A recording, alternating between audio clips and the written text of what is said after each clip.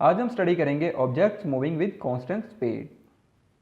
जैसे कि मैंने आपको पहले बताया कि कांस्टेंट स्पीड ऐसी स्पीड होती है जिसमें एक object equal distance in equal intervals of time में कवर करता है। Equal distance in equal intervals of time में कवर करता है, तब हम कहते हैं उस ऑब्जेक्ट की स्पीड को कांस्टेंट स्पीड या यूनिफॉर्म स्पीड। ठीक है, यानी कि लेट अगर एक ऑब्जेक्ट एक सेकंड के अंदर वो 5 मीटर का डिस्टेंस कवर कर रहा है, तो वो हर एक सेकंड के बाद 5 मीटर का डिस्टेंस ही उसको कवर करना चाहिए। ठीक है, अगर वो हर एक सेकंड के बाद 5 मीटर का डिस्टेंस कवर करता है तो हम कहते हैं उस ऑब्जेक्ट की जो स्पीड है वो है कांस्टेंट। ठीक है, यानी कि यूनिफॉर्म स्पीड है उसकी।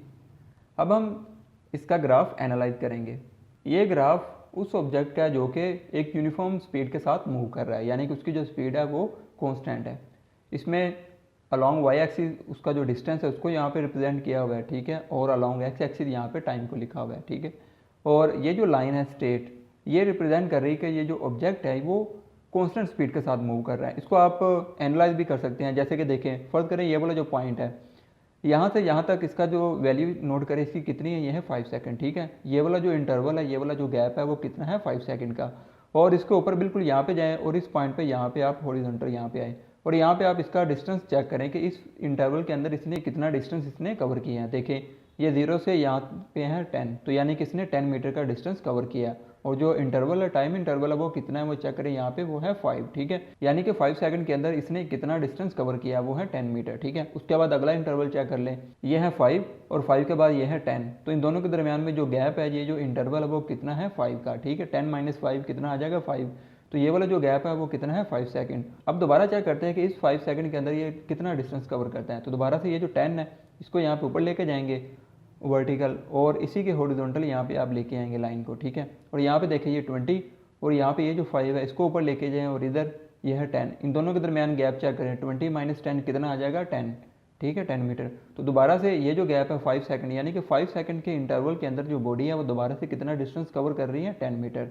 ठीक है, तो इसी तरह अगर आप अगले ये जो इंटरवल है इनको भी आप चेक करेंगे तो आपको पता चलेगा कि इक्वल टाइम इंटरवल के अंदर जो बॉडी है वो इक्वल डिस्टेंस कवर कर रही है। ठीक है, तो जैसे कि डेफिनेशन में हमने पढ़ा है कि अगर बॉडी इक्वल टाइम इंटरवल के अंदर इक्वल डिस्टेंस कवर करती है तो उसकी स्पीड को हम क्या कहते हैं, उसकी स्पीड को हम कहते हैं कांस्टेंट स्पीड। ठीक है, या uniform speed.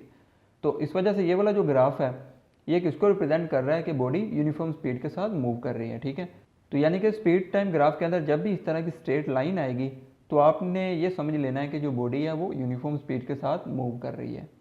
The speed of an object is said to be constant if it covers equal distances in equal intervals of time.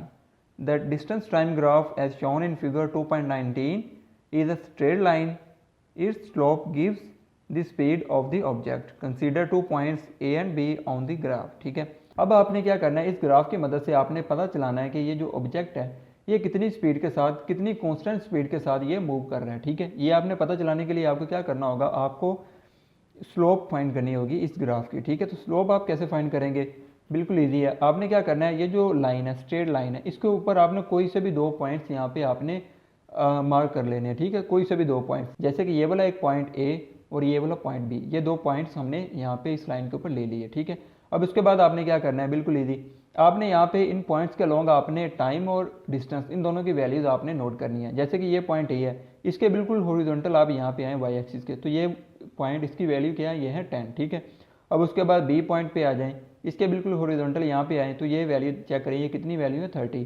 अब ये वैल्यू इसके अलॉन्ग ये थी 10 और ये है 30, इन दोनों को माइनस करें, 30 - 10 आंसर कितना आ जाएगा 20 मीटर। ठीक है, तो आपने ये नोट करना है कि ए बी के अलॉन्ग ये जो वाई एक्सिस है यहाँ पे जो डिस्टेंस है वो कितना है 20 मीटर। ठीक है, अब उसके बाद आपने इसी ये जो पॉइंट ए है इसको आपने नीचे यहाँ पे वर्टिकल लेके आना है। पॉइंट ए पे इसको आप नीचे वर्टिकल लेके आएंगे तो ये है 5। ठीक है, उसके बाद बी को भी यहाँ पे वर्टिकली नीचे लेके आएंगे तो यहाँ पे ये है 15। ठीक है, तो 15 - 5 करेंगे तो आंसर कितना आ जाएगा 10। ठीक है, 10 second. Speed of the object is equal to speed of the line A B. ठीक है, ये जो ए बी हमने पॉइंट मार्क किए थे उसकी हम वैल्यूज यहाँ पे पुट करेंगे। डिस्टेंस ई एफ, ठीक है, डिस्टेंस ई एफ, ये वाला ई और ये वाला एफ, ये जो पॉइंट ए था इसको आप यहाँ पे लेके आए थे हॉरिजॉन्टल, ये 10 पे, इसको आपने नाम दे दिया था ई पॉइंट का।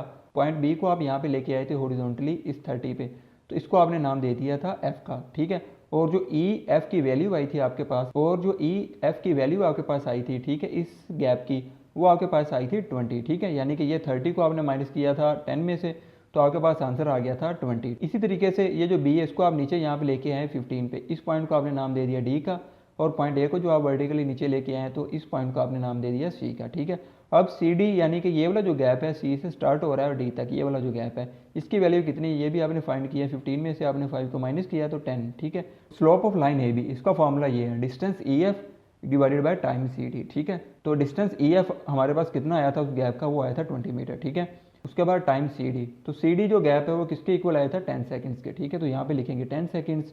उसके बाद इन दोनों को सोल्व करेंगे तो आपके पास आ जाएगा 2, और ये m यहाँ पे रहेगा, और ये जो s है इसकी यहाँ पे पावर है 1, जिसकी कोई भी पावर ना हो उसकी पावर क्या होती है 1।